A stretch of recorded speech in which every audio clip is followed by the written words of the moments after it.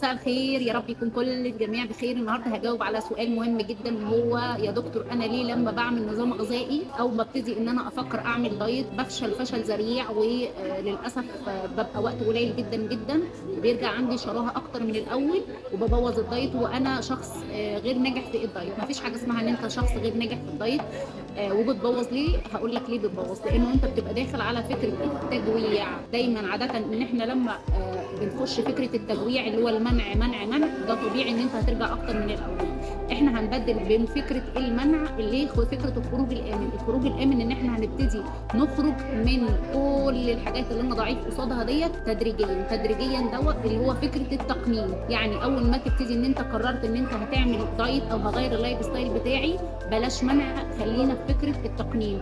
يعني أنا لو شخص ضعيف ناحية الحلويات، أنا طول الوقت باكل حلويات، ما ينفعش إن أنا خلاص قررت تاني يوم إن أنا هامنع الحلويات. ما فيش حاجة اسمها كده، في حاجة اسمها إن أنا أقنّن الفكرة ديّة. يعني إن أنا أخرج منها بشويش. لو أنا باكل كمية كبيرة أبتدي أقلل الكمية. لو أنا باكل كمية رز وعيش ومكرونة كتير، أبتدي إن أنا آخد بالي إن أنا هاقلل الكمية.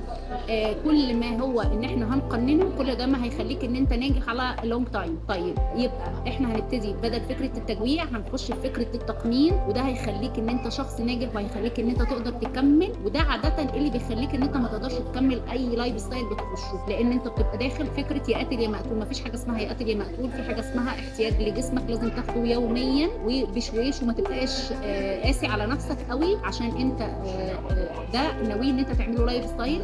فطالما نويت تعمل life style يبقى فكرة التقنين بلاش فكرة التجويع. ودمتم بصحة ودمتم بألف خير.